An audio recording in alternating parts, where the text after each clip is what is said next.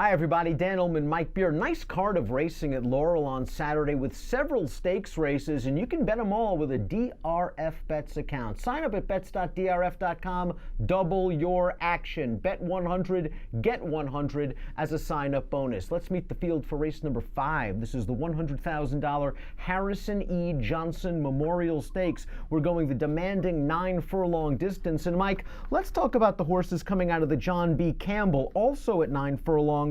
Last month at Laurel. That race was won by Todd Pletcher's number 3, Bonus Points. Bonus Points loves Laurel. He loves a mile and an eighth, but he got a great pace scenario that day, and it might be a different story on Saturday. Yeah, and listen, I don't have any knocks on him because of the things you mentioned, that he really likes this track, and it feels like the 9 furlongs plays to his advantage. But listen, he had maybe all the best of it in that race. I didn't think Unbridled Juan ran poorly in there when finishing third, but he also had a very good trip in that race, I thought, Dan. I mean, he got through on the rail, he took over in the stretch, and he just couldn't hold on. I didn't like the way that he was sort of shifting out in the stretch. I wonder if 9 furlongs is just a little too far for him. And you know what? I thought General Downs ran pretty well to be fourth. And so of those three, I sort of wanted to use General Downs over the other two. And it'll be the best price as well. As we see, he is 6-1 on the morning line. I agree with you about Bonus Points. He is a true one-run closer. There may not be a lot of pace. Unbridled Juan was close to that pace, but the rail did open up for him at an opportune time, swinging into the stretch, and then he kind of pulled an Unbridled Juan. While he's a very nice horse and he's banked over $500,000 in his career, he is not the most reliable type in the world. General Downs, on the other hand, I thought ran really well, kind of mid-moving into that pace. The real question I have with General Downs is, while he does have a win at this distance, I'm really not sure about the 9 for him. Yeah, I mean, I would worry about that maybe more than anything else as well. He may not want to go quite this far, but as you say, he has won over it before.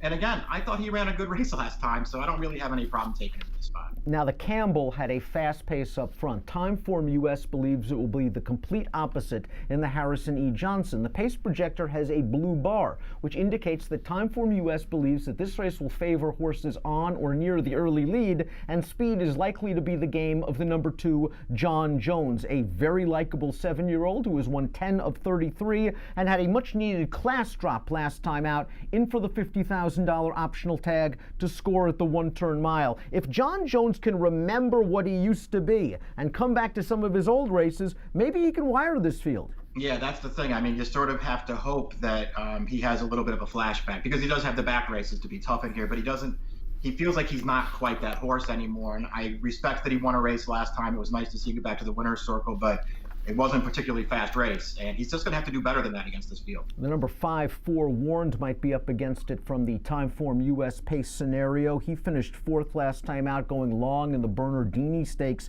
at Aqueduct. He was far behind in the early portion of that race.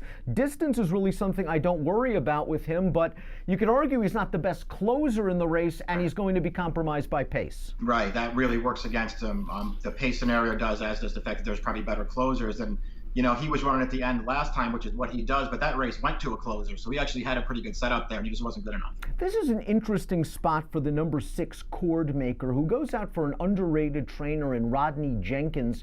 Here's a formulator fact for Jenkins regarding Cord Maker. Over the past 4 years, with horses aged 4 and up on dirt, making their second start after the layoff line, 42% winners, a $3.33 return on investment. Cord Maker might have just been overmatched last time out in the General George. He was outpaced early, widest turning into the stretch, and then just finished evenly. Of course, the General George has come back a strong race. The 2 horses to so far exit came back to run 1-2 in the Tom Fool with buyers of 105 and 91. It's interesting that the connections have been reluctant to stretch this son of Curlin out. As a matter of fact, this will be his first start around 2 turns on dirt in his career, but he's run well in 1-turn miles.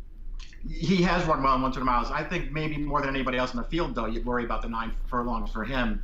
I think he's got some talent. I don't know about the distance. And I also don't like the fact that he just seems like whatever early speed he once had, he just sort of lost it. He just gets outrun early in his races. That's not going to help him in this spot. Let's take a look at our top selection for the Harrison E. Johnson. We want a new face. This one is shipping down from New York, and it is the number 1, Twisted Tom, who competed in the 2017 Belmont Stakes when trained by Chad Brown. He is now under the tutelage of Bill Mott. This will be his second start off of the layoff, and last time out in the Haynesfield, I thought he ran okay. He was wide turning into the stretch. He was grinding it out. The horse that beat him, Honor Up, is very sharp right now. Twisted Tom, the 1 1/8 is fine for him. Can he be close to the pace? Because we have seen at times him linger near the back of the pack. Because that's really the key to this race, isn't it? Nick Juarez getting him into the race early? Yeah, you don't want to get too far out running here. But yeah, I mean, he has at least shown in the past that he can be closer to the pace if he has to be. So that's a good thing for him. And I just like the fact that it feels like Mott's gotten him turned around again, because he lost his form a little bit. His last 2 races for Mott have both been good. He ran really well in the Rob, 2 starts back to just miss.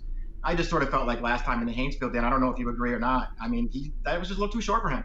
He was getting going way too late in there. The last furlong is when he really started to pick it up, but it was way too late to make a real impact in there. I thought he ran fine. I think getting back out to 9 furlongs really helps this horse. That was the first time he was running as short as a mile since way back when he won his non-winners of one other than in January of 2017. You make a good point. Maybe Mott was prepping for this spot. Give me numbers. We both like Twisted Tom, 5-2 on the morning line on top. Yeah, I like him on top, and the only other horse I really wanted to use was General Downs. I think it'll be a fair price, and I do think he ran pretty well last time. I went 1-7.